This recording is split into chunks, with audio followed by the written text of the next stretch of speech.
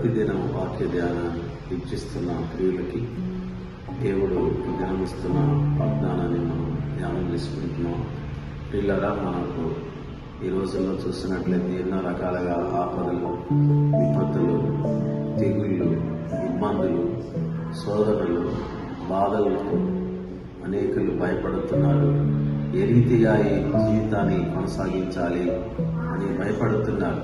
అయితే మీ కొరకు దేవుడు ఒక మాట ఇస్తున్నాడు.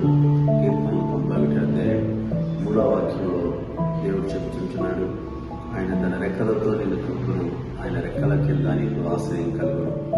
ప్రియ శ్రోతలు, ఈ మాటలు గమనించండి. దేవుడు మీకు ఆశ్రయంగా ఉంటానట్టు ఆయన రెక్కలు, ఆయన కృపా రెక్కల కింద మనకు దేవుడు ఆశ్రయాన్ని ఇస్తుంటున్నాడు. కాబట్టి మీరు ప్రతి ఉదయాన లేవగానే మరి ప్రభు యొక్క సన్నిధి వెతకండి.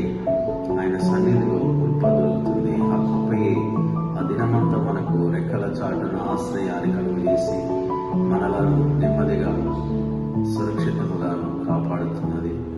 కాబట్టి దేని విషయంగా మీరు భయపడకండి, అన్ని విషయంలో ప్రార్థనతో మీరు తెలియపరచండి అని ఫిలిప్పీయులకు రాసిన పత్రికలో కూడా పౌలు గారు అంటున్నారు. కనుక ఆయన రెక్కలతో నేను కప్పును, ఆయన రెక్కల కింద నీకు ఆశ్రయం కలుగును.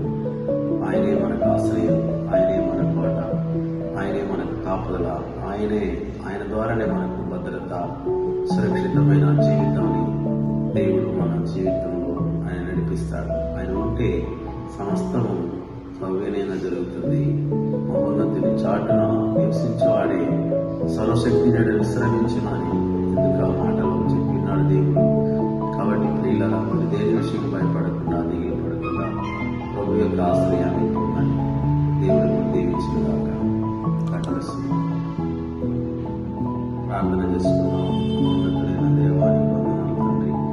ఉదయకాల సమయంలో ప్రభువైన మీరు ఇచ్చిన ఈ వాగ్దానాన్ని బట్టి, ఈ మాటలు వింటున్న బిడ్డల జీవితంలో మీరు ఆశ్రయముగా, దుర్గముగా ఉండి ప్రతి విధమైన ఇబ్బందులు, ఇరుకులు, వేదన, బాధ, వ్యాధి తొలగించి ఆశ్రయముగా ఉండి కాపాడమని యేసు నామములో ప్రార్థిస్తున్నాను తండ్రి. ఆమేన్.